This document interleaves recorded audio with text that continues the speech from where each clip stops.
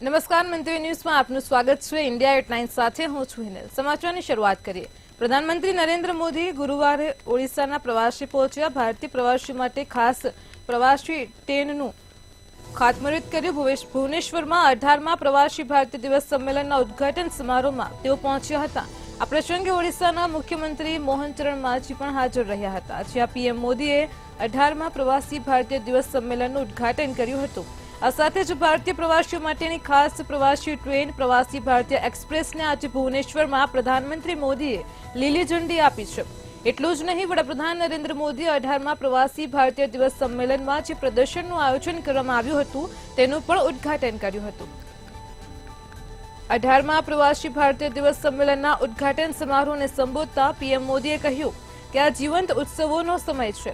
પ્રયાગરાજમાં થોડા દિવસોમાં જ મહાકુંભ શરૂ થઈ રહ્યો છે। મકર સંક્રાંતિ, બિહુ, પોંગલ, લોહરી જેવા તહેવારો પણ આવવાના છે, તો સર્વત્ર આનંદનું વાતાવરણ છે।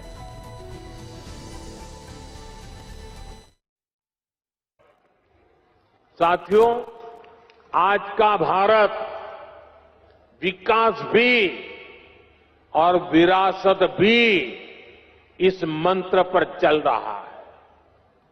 G20 के दौरान हमने देश के कोने कोने में इसलिए मीटिंग रखी ताकि दुनिया भारत की डायवर्सिटी का फर्स्ट हैंड एक्सपीरियंस ले पाए।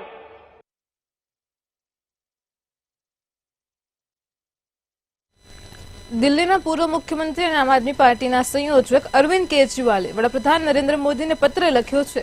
તેમણે દિલ્હીના જાટ સમાજને કેન્દ્રની ઓબીસી લિસ્ટમાં સામેલ કરવાને લઈને પત્ર લખ્યો છે। કેજરીવાલે કહ્યું છે કે તમે દિલ્હીના જાટ સમાજ સાથે દગો કર્યો છે। દિલ્હીમાં ઓબીસી દરજ્જો પ્રાપ્ત જાટ અને અન્ય જાતિઓને કેન્દ્રની ઓબીસી લિસ્ટમાં સામેલ કરવામાં આવે। તેમણે કહ્યું કે કેન્દ્ર સરકારે 10 વર્ષોથી જાટ સમાજ સાથે ઓબીસી અનામતના નામ પર દગો કર્યો છે। તમે 2015માં જાટ સમાજના નેતાઓને ઘરે બોલાવીને વચન આપ્યું હતું કે દિલ્હીના જાટ સમાજને કેન્દ્રની ઓબીસી લિસ્ટમાં સામેલ કરવામાં આવશે। 2019માં અમિત શાહે જાટ સમાજને કેન્દ્રની ઓબીસી લિસ્ટમાં લાવવાનું વચન આપ્યું હતું, તો રાજસ્થાનના જાટ સમાજના વિદ્યાર્થીઓને ડીયુમાં રિઝર્વેશન મળે તો દિલ્હીના જાટ સમાજને કેમ ન મળે તેવો સવાલ પણ ઉભો કર્યો છે। लिस्ट में दिल्ली सरकार की ओबीसी लिस्ट में जाट समाज का नाम आता है। केंद्र सरकार की एक ओबीसी लिस्ट है। केंद्र सरकार की ओबीसी लिस्ट में दिल्ली का जाट समाज नहीं आता। तो दिल्ली यूनिवर्सिटी में जब बच्चे एडमिशन लेने जाते हैं तो उसमें दिल्ली के जाट समाज को रिजर्वेशन नहीं मिलता।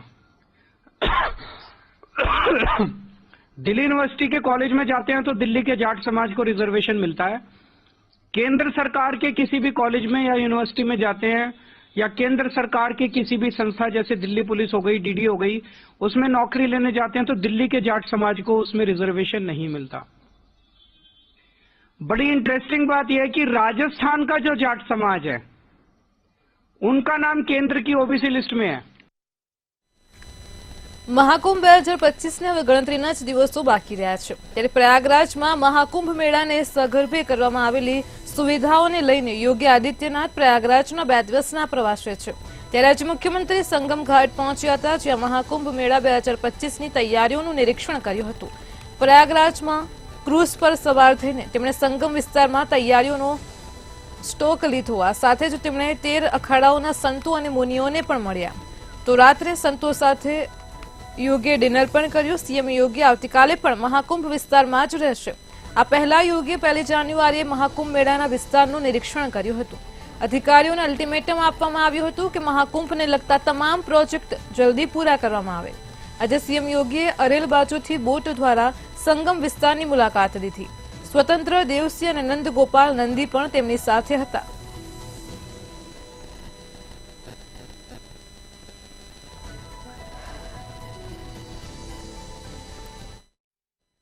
છત્તીસગઢના મુંગેલી જિલ્લાના રામબોડ ગામમાં નિર્માણાધીન કુસુમ પ્લાન્ટમાં એક મોટી દુર્ઘટના બની। લોખંડના પાઇપ બનાવતી એક ફેક્ટરીમાં ચીમની તૂટી પડતા 25થી વધારે શ્રમિકો કાટમાળ નીચે દટાયા હતા। મળતી માહિતી પ્રમાણે અત્યાર સુધીમાં 8 શ્રમિકોના મોતની આશંકા છે। તમને જણાવી દઈએ કે આ દુર્ઘટના તે સમયે બની જ્યારે એક લોખંડના પાઇપ બનાવતી ફેક્ટરીનું નિર્માણ કામ ચાલી રહ્યું હતું. ઘટનાની માહિતી મળતા જ પોલીસને વહીવટી તંત્ર પણ ઘટના સ્થળે પહોંચ્યું હતું. કાટમાં નીચે ફસાયેલા લોકોને બહાર કાઢવા માટે બચાવ કામગીરી પણ ચાલુ કરી હતી. આ ઘટના સરગમ વિસ્તારના રામબોડમાં બની છે. રાહતની બચાવ કામગીરીમાં પણ સ્થાનિક લોકો અને તંત્રની મદદ લેવામાં આવી રહી છે. એવું કહેવામાં આવી રહ્યું છે કે પ્લાન્ટના નિર્માણ દરમિયાન સલામતીના સાધનો પર પૂરતું ધ્યાન આપવામાં આવ્યું ન હતું, જેના કારણે આ અકસ્માત થયો છે.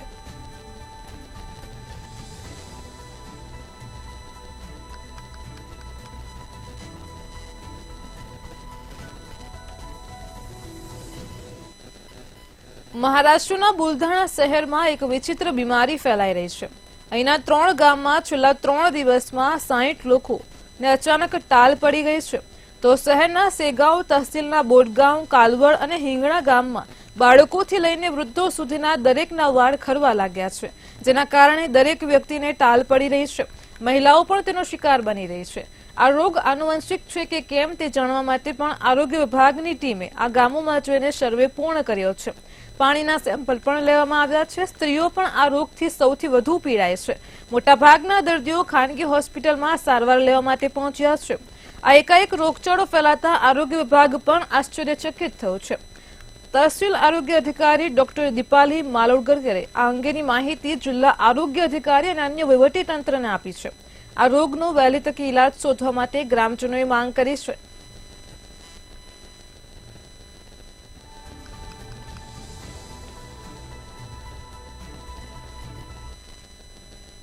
આંધ્રપ્રદેશના પ્રસિદ્ધ તિરુપતિ મંદિરમાં થયેલી નાસભાગને લઈને સમાચાર મળી રહ્યા છે. તો ગઈકાલે જ આંધ્રપ્રદેશના પ્રસિદ્ધ તિરુપતિ મંદિરમાં નાસભાગ મચી ગઈ હતી. અત્યાર સુધીમાં 6 લોકોના મોતના સમાચાર છે અને ઘણા લોકો ઘાયલ થયા છે. તિરુમાલામાં ભગવાન વેંકટેશ્વર મંદિરના વૈકુંઠ દ્વાર છે અને ત્યાં દર્શન માટે ટોકન વિતરણ ચાલી રહ્યું હતું અને આ દરમિયાન જ આ ઘટના બની હતી. વૈકુંઠ દ્વાર પર દર્શન કરવા માટે તે દિવસે આ દ્વાર ખોલવામાં આવ્યો હતો અને ત્યાં મોટી સંખ્યામાં લોકો એકઠા થઈ ગયા હતા. ટોકન માટે લાંબી લાઈનો લાગી હતી. મૃતકોમાં 3 મહિલા અને 1 પુરુષનો સમાવેશ થાય છે. આ દરમિયાન ઘાયલ લોકોને સારવાર માટે તિરુપતિ હોસ્પિટલ ખાતે લઈ જવામાં આવ્યા હતા. તો ટોકન લેવા માટે લગભગ 4000 જેટલા લોકોની લાંબી લાઈન લાગી હતી. ઈજાગ્રસ્તોને સારવાર અર્થે તિરુપતિ રૂયા હોસ્પિટલ ખાતે દાખલ કરાયા હતા.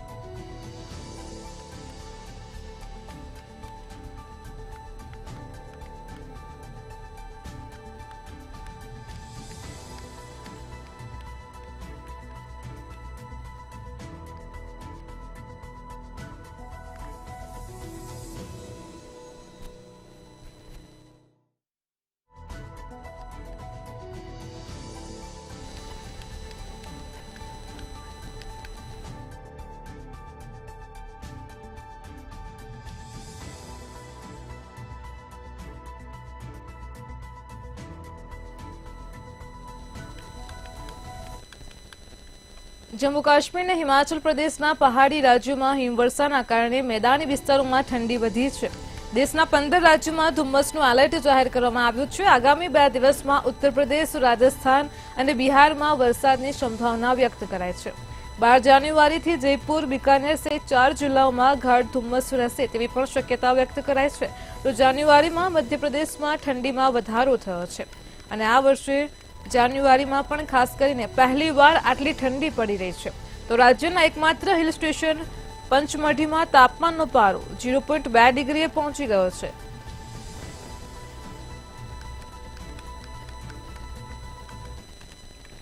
જમ્મુ અને કાશ્મીરની મુલાકાતે જનારા પ્રવાસીઓની મુસાફરી સરળ અને સુખદ બનશે. ટૂંક સમયમાં જ બનિહાલ કટરા સેક્શન પર ટ્રેન દોડાવવામાં આવશે, જેના કારણે જમ્મુ અને શ્રીનગર વચ્ચે મુસાફરીનો સમય ફક્ત 3 કલાક અને 10 મિનિટનો જ થઈ જશે. રેલવે મંત્રાલયે આપેલી માહિતી પ્રમાણે જમ્મુ વિભાગ હેઠળ નવનિર્મિત 111 કિલોમીટર લાંબા બનિહાલ કટરા સેક્શન પર અંતિમ સુરક્ષા નિરીક્ષણ શરૂ થઈ ગયું છે। રેલ મુસાફરોને આ વર્ષના અંત સુધીમાં જ આ રૂટ પર વિશ્વ કક્ષાની મુસાફરીની સુવિધા મળશે, કારણ કે જમ્મુ સ્ટેશનને 8 પ્લેટફોર્મ અને આધુનિક સુવિધાઓથી સજ્જ કરવામાં આવી રહ્યું છે, જેના માટેની કામગીરી પણ શરૂ થઈ ગઈ છે।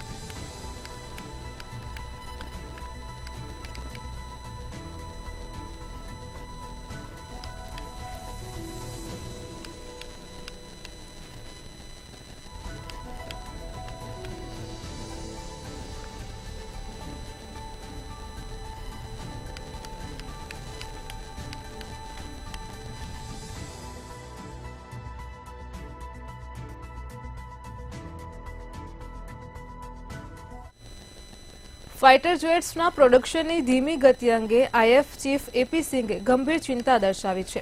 તેમણે જણાવ્યું છે કે ભારતને અત્યારે ફાઇટર જેટ્સની ઓછપ રહી છે। તો ભારતમાં ફાઇટર જેટની અછત સર્જાય છે। ચીન અને પાકિસ્તાન બંને તરફથી ભીતિ હોવાને લીધે આપણી પાસે ઓછામાં ઓછી 42 સ્ક્વોડ્સ હોવી જોઈએ, તેના બદલે અત્યારે આપણી પાસે માત્ર 31 સ્ક્વોડ છે। આ સાથે તેઓએ પોતે જ આ માહિતી વ્યક્ત કરતા જણાવ્યું હતું કે અત્યારે ફાઇટર જેટ્સના ઉત્પાદનની પણ ગતિ ધીમી રહી છે, તે પણ ચિંતાજનક છે, જેના માટે કેટલાક ટૂંકા ગાળાના સમયગાળા દરમિયાન અનેક ઉપાયો પણ શોધવા રહ્યા અને તેના ભાગરૂપે આપણે વિદેશમાંથી તત્કાલ પૂરતા તો ફાયર જેટ્સ આયાત કરવા પણ પડે। આ સાથે જ આઈએફના વડાએ આત્મનિર્ભરતા ઉપર પણ ભાર મૂક્યો હતો અને સાથે જ કહ્યું હતું કે જ્યારે આપણા વિરોધીઓ ઘણી મોટી સંખ્યામાં ફાઇટર જેટ્સની આગળ વધી રહ્યા છે, ત્યારે ધીમી ગતિએ કામ કરવું અને રાહ જોયા કરવી પોસાય તેમ નથી।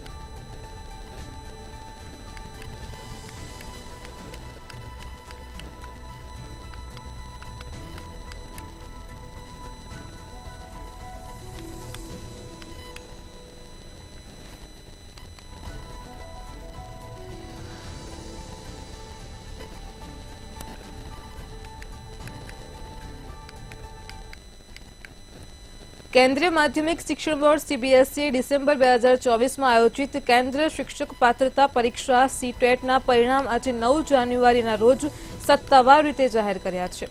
જે ઉમેદવારોએ આ પરીક્ષામાં ભાગ લીધો હતો તે પોતાનું પરિણામ સીટેટની સત્તાવાર વેબસાઇટ પર જોઈ શકે છે।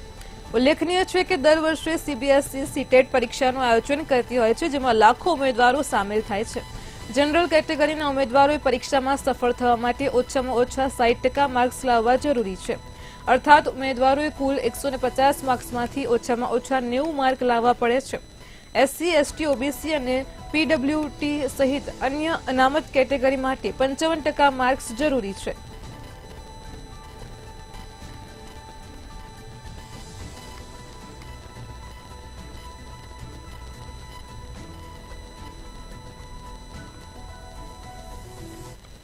દક્ષિણ કેલિફોર્નિયાના લોસ એન્જલ્સના જંગલોમાં લાગેલી આગ હવે રહેણાંક વિસ્તારો સુધી પહોંચી ગઈ છે। ઝડપથી ફેલાઈ રહેલી આગમાં 1000થી પણ વધારે મકાનો બળીને ખાખ થઈ ગયા છે। આ ભીષણ આગને કારણે અત્યાર સુધીમાં 5 લોકોના મોત થયા છે। 70,000થી વધારે લોકોનું રેસ્ક્યુ કરવામાં આવ્યું છે। હોલિવૂડ સ્ટાર સહિત હજારો લોકોએ સલામત સ્થળે ભાગવું પડ્યું હતું। લોસ એન્જલ્સમાંથી અકસ્માતની ભયાનક તસવીરો પણ સામે આવી છે। ભારે પવનના કારણે આગ ઓલવવામાં મુશ્કેલી પડી રહી છે। પવનના કારણે આગ ઝડપથી ફેલાઈ રહી છે। આગને કારણે પેસિફિક પેલિસેડ્સ વિસ્તારમાં સૌથી વધુ નુકસાન થયું છે। આ અંગે 5000 એકરથી વધારે વિસ્તારને પોતાની ઝપેટમાં આગે લઈ લીધો છે। આ વિસ્તાર લોસ એન્જલ્સની પૂર્વમાં સાન્ટા મોનિકા અને માલિબુના દરિયા કિનારાના શહેરો વચ્ચે સ્થિત છે। ફિલ્મ, ટેલિવિઝન અને સંગીત ઉદ્યોગના ઘણા સ્ટાર્સ આ સ્થળ પર રહે છે। લોસ એન્જલ્સના બીજો એક વિસ્તાર પાસાડેની નજીક પણ અલ્ટાન્ડેનામાં આગ 2000 એકરથી વધુ વિસ્તારમાં ફેલાઈ ગઈ છે। આ સાથે જ અહીં 2 લોકોના મોત પણ થયા છે। એવું કહેવામાં આવી રહ્યું છે કે આગને કાબૂમાં લેવા માટે યુએસ ફોરેસ્ટ સર્વિસના 5 મોટા એર ટેન્કરનો ઉપયોગ કરવામાં આવી રહ્યો છે અને વધુ ટેન્કર પણ મોકલવામાં આવ્યા છે। 10 અગ્નિશામક હેલિકોપ્ટરની મદદ પણ લેવામાં આવી રહી છે।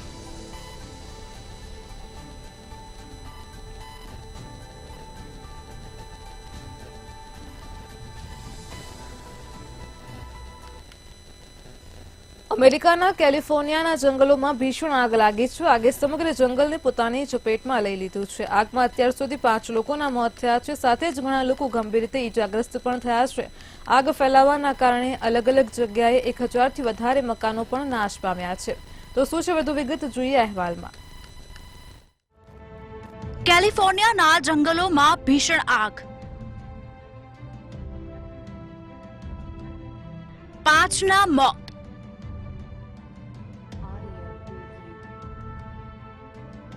હજારથી વધારે મકાનો નાશ પામ્યા.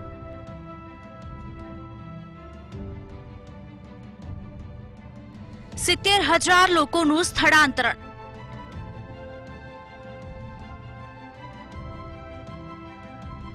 આગ લોસ એન્જલસ શહેર સુધી પ્રસરી. અમેરિકાના કેલિફોર્નિયા રાજ્યના જંગલોમાં સળગી રહેલી જ્વાળાઓ લોસ એન્જલસ શહેર સુધી પહોંચી ગઈ છે. આ ભીષણ આગમાં 1000થી વધુ મકાનો ઝપેટમાં આવ્યા છે. આગને લીધે અત્યાર સુધીમાં 5 લોકોના જીવ ગયા છે અને મૃત્યુઆંક વધવાની આશંકા છે. તો આગને કારણે 70,000 લોકોને સ્થળાંતર કરવું પડ્યું હતું. કહેવામાં આવે છે કે આ વખતે જંગલની આગનું વિકરાળ સ્વરૂપ શહેરો સુધી પહોંચી ગયું છે અને હવે જ્વાળાઓ ઝડપથી ફેલાઈ રહી છે.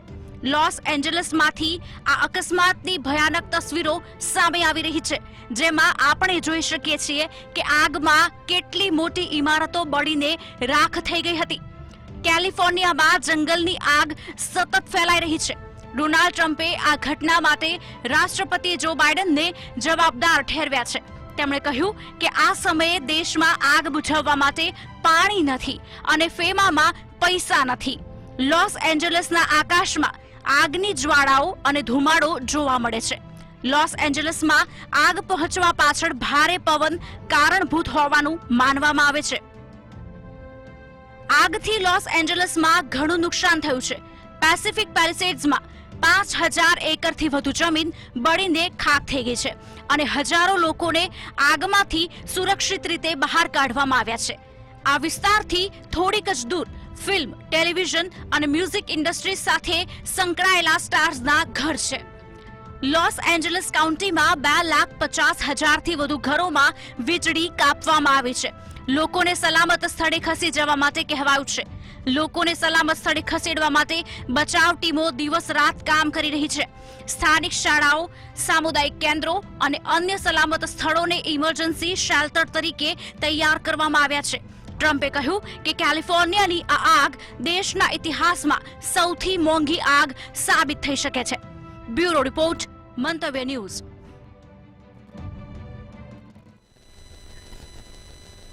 પંચમહાલના મોરવા હડપ પોલીસે આઈસર ટેમ્પોમાંથી બિયર અને વિદેશી દારૂની બોટલોનો જથ્થો જપ્ત કર્યો છે.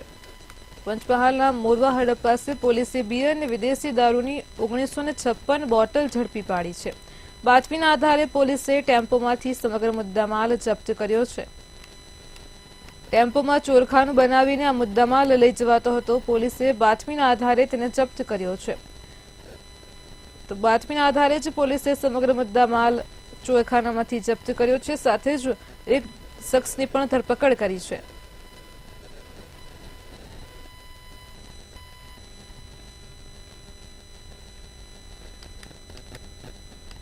સમગ્ર દેશમાં કેટલાક સમયથી બાળકોમાં સોશિયલ મીડિયા પ્રત્યેનું વલણ વધ્યું છે. સોશિયલ મીડિયા, સ્માર્ટફોનનો વ્યાપ પણ વધી રહ્યો છે, જેના કારણે બાળકોમાં વાંચન શક્તિ અને રમતગમતનો વ્યાપ પણ ઘટી રહ્યો છે. જેની ચિંતા કરીને રાજ્ય શિક્ષણ મંત્રી પ્રફુલ્લ પાનસેરિયાએ સ્વર્ણિમ સંકુલ 2 ગાંધીનગર ખાતે ઉચ્ચ અધિકારીઓ સાથે બાળકોને સોશિયલ મીડિયા, સ્માર્ટફોનની નકારાત્મક અસરથી દૂર રાખી શકાય તે અંગેની ગંભીર ચર્ચા કરી હતી. તો ગુજરાત સરકાર સોશિયલ મીડિયા અને સ્માર્ટફોનની અસરોથી બાળકોને દૂર રાખવા માટે ગાઈડલાઈન જાહેર કરશે. બાળકો મોબાઈલનો ઉપયોગ ઓછો કરે અને રમત પ્રત્યે વધુ ધ્યાન આપે એ માટે તમામ શાળાઓમાં આનો એક પરિપત્ર કરી વાલીઓ સુધી આ માહિતી પહોંચાડવાનો અમારો એક પ્રયાસ છે અને અમે કરીશું. શિક્ષકો ક્લાસરૂમની અંદર ફરજિયાત મોબાઈલ ઉપર પ્રતિબંધ લગાવે.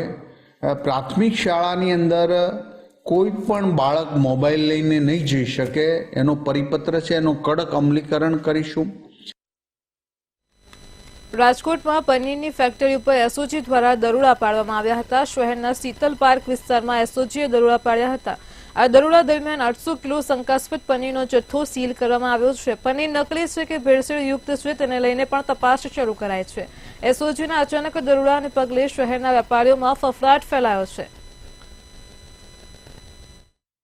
રાજકોટમાં ફરી એક વખત નકલી ગોરખ ધંધા છે તે સામે આવ્યા છે. ખાસ તો નકલી પનીર બનાવવાની એક ફેક્ટરી છે તે ઝડપી પાડવામાં આવી છે. ખાસ એસઓજીની ટીમ દ્વારા ગઈકાલના રોજ એટલે કે રાત્રિના દરમિયાન આ જે નકલી પનીરની ફેક્ટરી ઉપર દરોડા પાડવામાં આવી હતી અને કહી શકાય કે આ નકલી પનીરની ફેક્ટરીમાંથી 800 કિલો જેટલો જે શંકાસ્પદ જથ્થો છે તે મળી આવ્યો છે.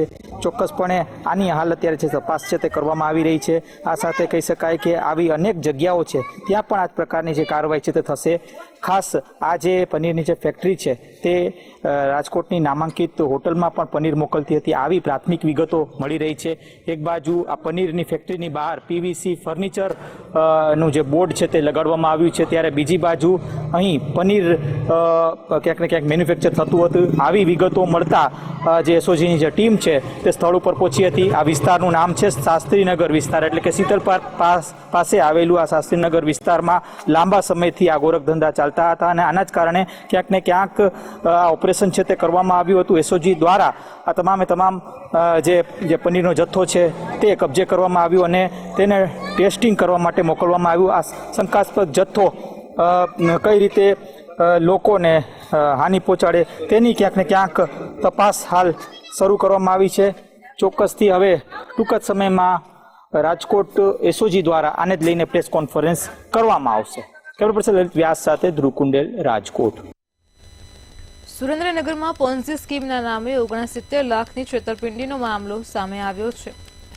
તો સુરેન્દ્રનગરથી છેતરપિંડીની ઘટના પ્રકાશમાં આવી છે. પોન્ઝી સ્કીમના નામે 69 લાખની છેતરપિંડી આચરવામાં આવી છે. સુરેન્દ્રનગર જિલ્લામાં પોન્ઝી સ્કીમમાં અનેક પરિવારોના રૂપિયા ફસાયા છે. અમદાવાદના ઇવેન્ટ મેનેજમેન્ટનો બિઝનેસ કરનાર યુવક સાથે એકા ડબલના નામે છેતરપિંડીની ઘટના થઈ હોવાનું સામે આવ્યું છે. સિદ્ધસર ગામના અનિરુદ્ધસિંહ ઝાલા સહિત 5 લોકોએ ભેગા મળી આ પ્રકારનું કાવતરું રચ્યું હતું. ડબલ રકમ કરવાના નામે રૂપિયા લઈ લેવામાં આવ્યા અને ત્યારબાદ બાળકોને રમત રમવાની નોટો આપવામાં આવી હોવાનો ધડાકો કરવામાં આવ્યો છે. હાલ છેતરપિંડી કરનાર ગેંગ સામે ગુનો દાખલ કરવામાં આવતા જ પોલીસે તપાસનો ધમધમાટ શરૂ કર્યો છે. ગઈકાલે તાલુકા પોલીસ સ્ટેશનમાં એક છેતરપિંડી અને વિશ્વાસઘાતની ફરિયાદ દાખલ કરવામાં આવેલી છે, જેમાં ફરિયાદી છે પ્રભાકર રાજેશભાઈ કનોજિયા, જેમની સાથે 69 લાખ રૂપિયાનું ચીટિંગ થયું છે. જે રીતે આ આરોપી છે અનિરુદ્ધસિંહ અને એ જે છે એ સિંસર ગામ છે, મૂળી તાલુકાનું, ત્યાંનો વતની છે. એ અને એની સાથે બીજા 4 માણસો મળી અને એક ગુનાને અંજામ આપવામાં આવેલો છે.